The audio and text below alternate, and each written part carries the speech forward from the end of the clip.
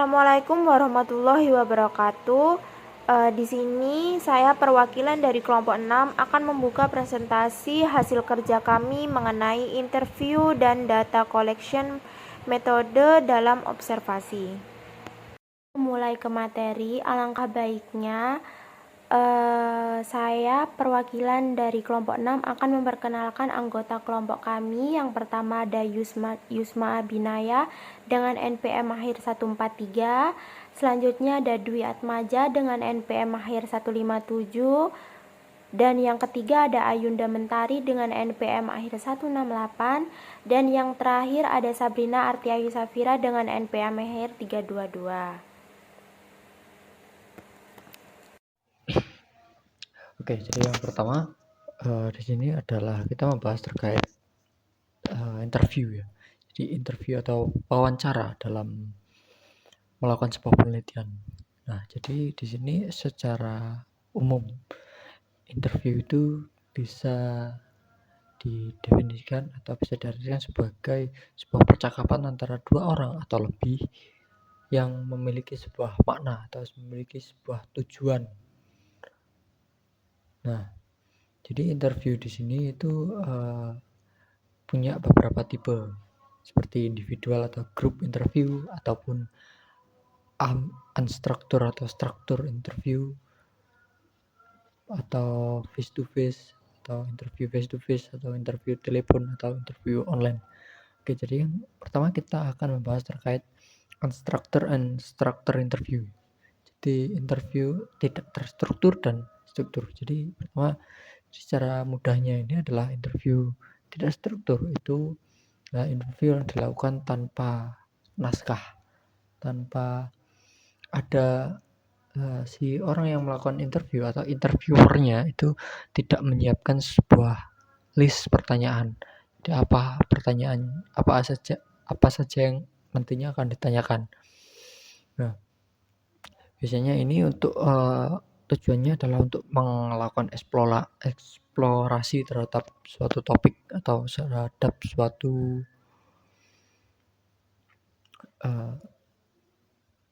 tema, jadi pendalaman temanya. Nah, sedangkan yang struktur interview itu adalah dilakukan ketika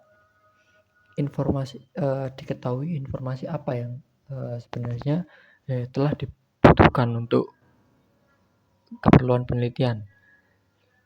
Jadi dia punya suatu list pertanyaan-pertanyaan apa saja yang ditanyakan. Nah, biasanya pada struktur interview itu tahapan-tahapannya adalah yang pertama adalah introduction atau pengenalan. Si interviewer ini mengenalkan diri mereka. Dan yang kedua ada set of topic. Dia menyiapkan topik-topik apa aja yang akan nantinya dijelaskan. Dan yang kedua adalah saran-saran terkait pertanyaan apa yang nantinya ditanyakan. Oke, selanjutnya di sini yang pertama di sini ada terkait pembahasan training interviewer. Jadi ketika skop penelitiannya luas, ini kan biasanya sumber-sumber dari data atau orang-orang yang ditanyain ini kan perlu banyak ya, perlu atau interviewinya ini perlu banyak. Nah, itu kan biasanya itu tidak mungkin oleh interviewernya itu cuma satu, itu perlu sebuah tim. Nah, ketika sebuah tim agar data atau pertanyaan agar tidak ada perbedaan yang terlalu signifikan antara hasil dari penanya satu dan penanya interviewer satu dan interviewer lainnya, itu biasanya dilakukan sebuah training atau dia membuat briefing gitu, terkait bagaimana nantinya interview akan dilakukan. Jadi menyiapkan untuk serangkaian interview-interview yang nantinya dilakukan. Oke, yang kedua di sini ada tips untuk diikuti. Jadi di buku dari Uma Sekarang ini memberi tips yang bisa diikuti ketika melakukan interview.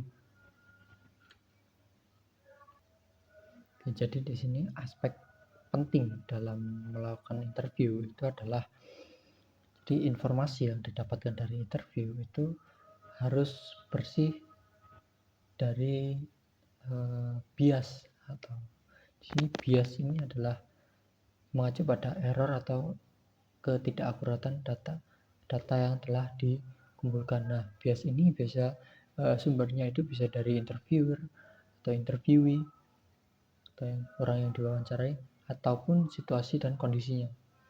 Jadi bias sendiri ini itu misal pada interviewer itu biasanya interviewer itu kurang memahami apa yang menjadi jawaban dari si yang diwawancarai atau interviewee-nya, ataupun dari bias dari interview itu dia adalah kurang paham dengan pertanyaan yang diajukan sama interviewernya. Nah, di sini selain itu tipsnya adalah yang pertama di sini ada establishing credibility and rapport. Jadi memberikan atau membangun kredibilitas dan kepercayaan dan memotivasi individual atau interviewingnya untuk merespon. Jadi ini adalah sesuatu yang penting dalam melakukan interview. Jadi untuk mendapatkan informasi yang tidak bias dari si interviewee, salah satunya adalah si interviewer itu harus dapat membangun sebuah hubungan dengan interviewnya atau membangun sebuah kepercayaan dengan interviewnya, sehingga dari sisi interviewnya itu sendiri punya suatu antusiasme atau dia menjawab sesuai dengan pengetahuan mereka secara maksimal.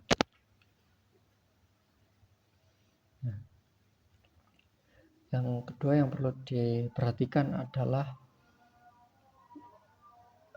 cara atau teknik menanyakan. Jadi teknik mengajukan pertanyaannya. Nah, dalam teknik mengajukan pertanyaan yang baik itu yang pertama di sini usahakan untuk menggunakan teknik funneling. Jadi teknik funneling ini adalah dari awal pertanyaan awal itu seharusnya ditanyakan sedemikian hingga jawabannya itu open, mencakup hal yang general dulu, mencakup hal-hal luas ya. Jadi dia open-ended question.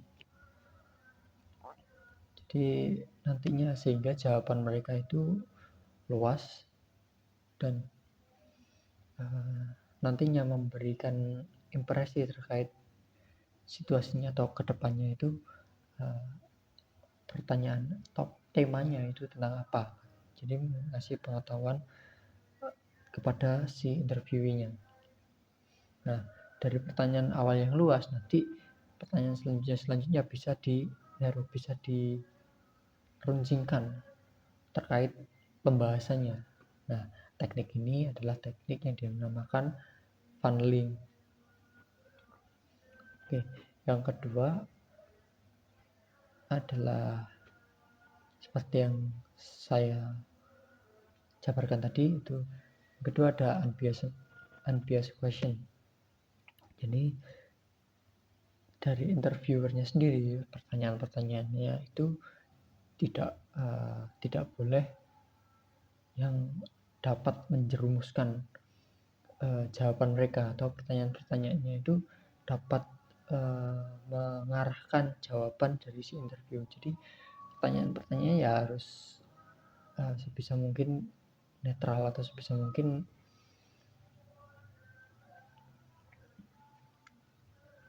mudah untuk dipahami dan tidak mempengaruhi ke hal yang tidak mengarahkan. Oke. Yang ketiga adalah klarifikasi isu. Jadi ketika misal dari interviewernya itu kurang memahami bagaimana maksud dari jawaban interviewinya, itu interviewernya itu disarankan untuk menanyakan lebih lanjut gimana maksud dari jawaban atas interviewinya. Jadi agar nanti pengolahan datanya itu si interviewernya itu lebih jelas terkait jawaban atas interviewinya. Oke. Yang selanjutnya adalah helping the respondent to think through the issue.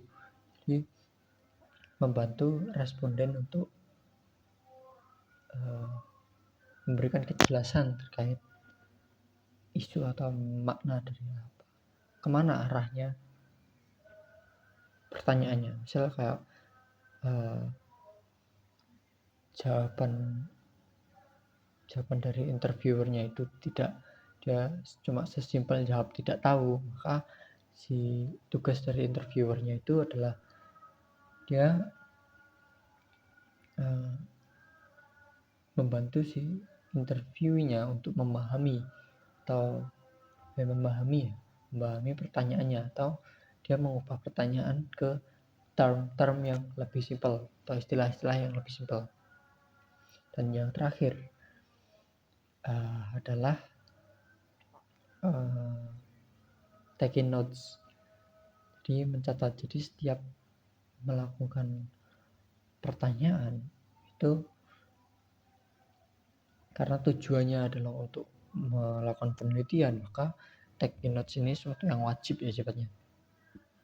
Karena nggak mungkin si interviewer ini dapat mengingat setiap detail jawaban dari si interviewinya. Karena itu taking notes menurut saya ini sangat wajib.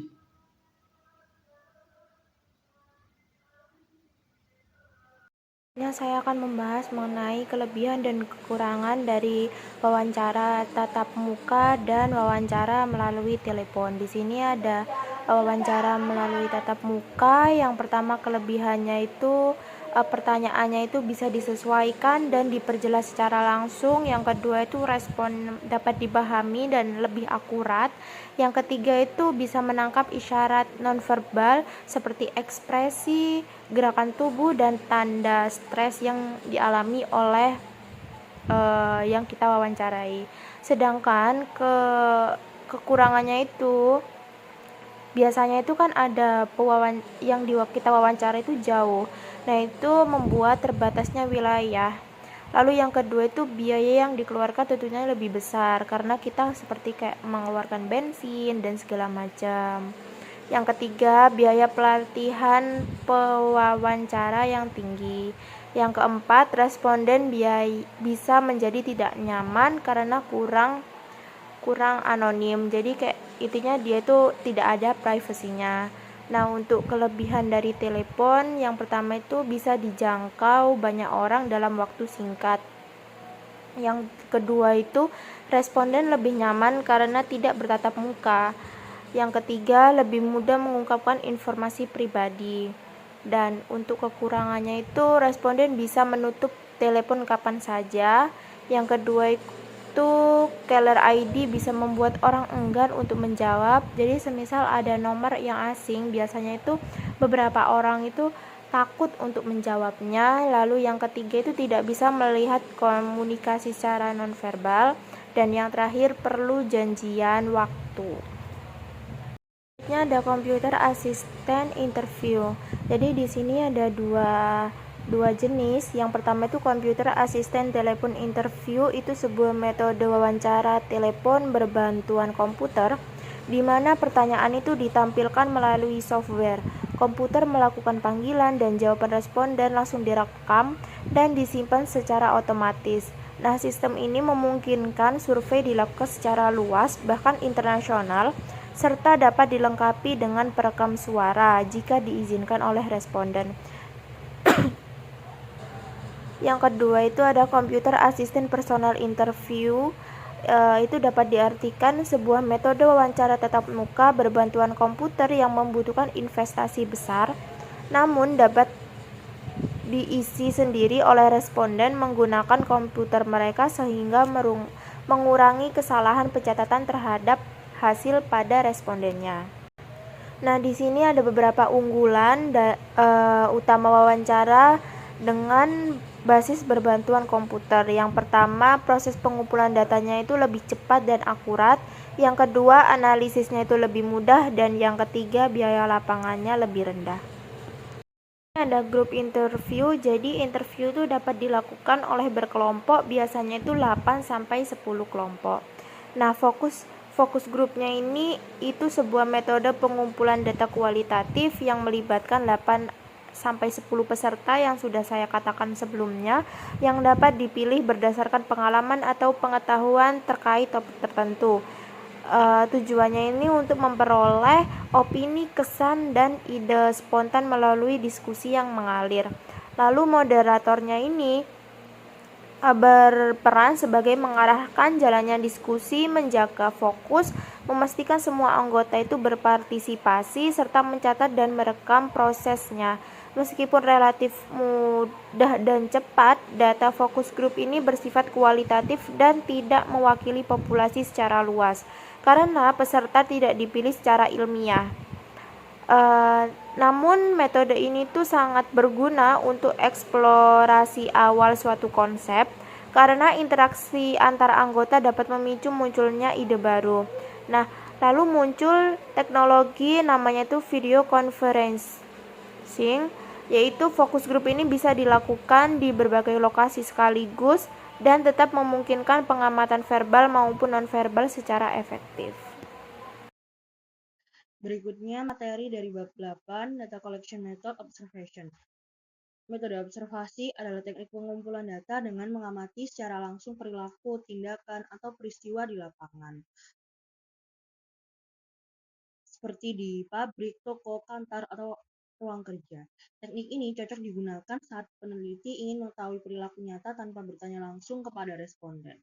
Tujuan dari observasi yaitu mengumpulkan data apa adanya tanpa bias dan melihat bagaimana orang benar-benar bertindak dalam situasi tertentu.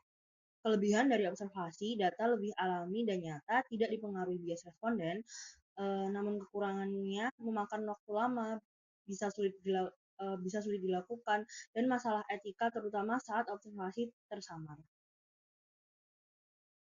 Berikutnya 4 dimensi utama dalam observasi. Yang pertama, kontrol versus uncontrol. Yang kontrol itu maksudnya observasi dilakukan dalam kondisi yang sengaja diatur. Lalu yang uncontrol, observasi dalam situasi nyata tanpa campur tangan peneliti. Lalu yang kedua, partisipan versus non-partisipan. Untuk yang partisipan, peneliti itu ikut terlibat dalam kegiatan kelompok yang diteliti. Lalu yang non-partisipan, peneliti tidak terlibat, hanya mengamati dari luar, misalnya melalui kamera. Lalu yang ketiga, struktur versus unstruktur. Yang struktur, peneliti sudah punya aspek yang ingin diamati, biasanya menggunakan format penyatatan tertentu dan bersifat kuantitatif. Yang unstruktur, peneliti belum menentukan fokus tertentu, mencatat segala hal yang terjadi dan bersifat kualitatif. Lalu yang keempat, consult versus unconsult. Untuk yang consult, subjek tidak tahu bahwa mereka sedang diamati, di mana hal ini mengurangi perubahan perilaku, namun menimbulkan masalah etika. Lalu yang unconsult, yang terbuka, subjek tahu bahwa mereka sedang diamati, tetapi resiko perubahan perilaku bisa meningkat. Baik, selanjutnya adalah dua pendekatan penting untuk observasi. Pertama, tentang observasi partisipan.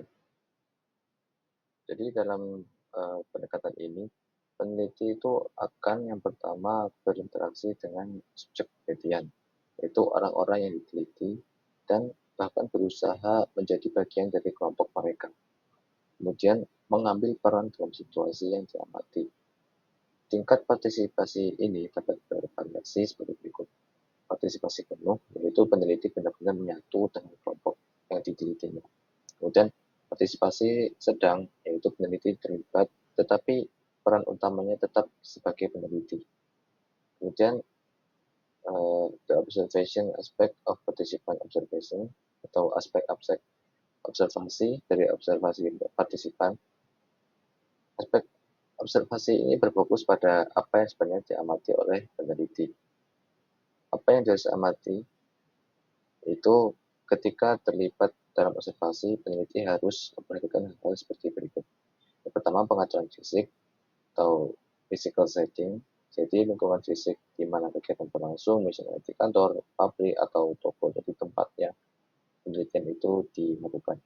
Dan partisipan, itu siapa saja yang terlibat dan ciri-ciri dari mereka, misalnya usia, jabatan, dan aspek-aspek lain. Kemudian aktivitas atau activity, jadi apa yang dilakukan orang-orang, bagaimana mereka melakukannya, dan dengan siapa mereka melakukan aktivitas tersebut. Kemudian ada interaksi, itu bagaimana orang berinteraksi satu sama lain, bisa lewat verbal atau non-verbal. Kemudian peristiwa yang sering terjadi, itu seberapa sering suatu peristiwa terjadi dan berapa lama peristiwa tersebut berlangsung. Selanjutnya, observasi terstruktur. Jadi observasi terstruktur sangat berbeda dari observasi partisipan. Dalam observasi terstruktur, peneliti memulai penelitian dengan rencana yang jelas tentang apa yang diamati dan bagaimana data akan dicatat. Pendekatan ini umumnya menggunakan skema pengkodean atau coding schemes. Penggunaan skema pengkodean dalam observasi terstruktur. Skema pengkodean adalah daftar perilaku atau kategori yang telah ditentukan sebelumnya oleh peneliti. Tujuannya apa? Tujuannya adalah untuk mengubah perilaku yang kompleks menjadi kategori yang dapat diukur, misalnya mencatat frekuensi perilaku tertentu, durasi, atau urutannya. Kemudian pengkodean ini memungkinkan peneliti untuk menganalisis data secara kuantitatif, yaitu menggunakan angka dan statistik. Hal ini memastikan bahwa data yang dikumpulkan konsisten dan mudah dibandingkan antara subjek atau situasi. Di sini ada perbedaan utama secara sederhana. Salah satunya adalah fokus utama itu di observasi partisipan adalah memahami mengapa sesuatu terjadi melalui pengalaman langsung. Sementara untuk observasi terstruktur, yaitu menentukan frekuensi dan pola perilaku spesifik yang telah didefinisikan. Selanjutnya, keuntungan dan juga kerugian observasi. Pertama, kita akan bahas tentang keuntungannya. Pertama, mengatasi distorsi respon. Maksudnya adalah informasi dikumpulkan tanpa harus mengandalkan ingatan atau kesediaan subjek untuk melaporkan perilaku mereka. Artinya yang seringkali tidak akurat karena mungkin bisa lupa atau menjadi bias. Kemudian mengatasi bagaimana bias itu dalam keterlibatan di sini. Jadi dalam observasi partisipan, peneliti bisa mendapatkan pemahaman yang lebih kaya atau lebih banyak dan mendalam tentang fenomena tersebut, karena mereka mengalaminya dari sudut pandang internal atau dari mereka sendiri. Kemudian yang penting untuk studi tertentu yaitu observasi adalah satu-satunya cara untuk meneliti individu yang tidak dapat dibicara, misalnya seperti anak-anak atau hewan dan lain-lain. Selanjutnya untuk kerugian, yang pertama biaya dan waktu. Dari segi biaya dan waktu sendiri, observasi seringkali bersifat mahal dan memakan waktu, terutama observasi partisipan yang bisa memakan waktu berbulan-bulan atau bahkan bertahun-tahun dilakukan. Kemudian kurangnya kontrol, yaitu sulit untuk mengendalikan faktor-faktor luar, yaitu variabel pengganggu yang mungkin memengaruhi perilaku yang diamati oleh peneliti. Kemudian kecilnya ukuran sampel, yaitu umumnya hanya sejumlah kecil subjek yang dapat diteliti pada satu waktu, yang dapat membatasi kemampuan untuk mengeneralisasi temuan. Kemudian bias dari peneliti itu sendiri. Interpretasi data dapat dipengaruhi oleh bias si peneliti. terutama jika skema pengkodaan tidak dirancang dengan hati-hati. Terakhir, kurangnya akses ke pikiran subjek. Maksudnya adalah kita hanya dapat mengamati perilaku, bukan niat mereka, perasaan atau pikiran subjek, di mana yang bisa menjadi sangat penting untuk memahami mengapa mereka itu berperilaku seperti itu.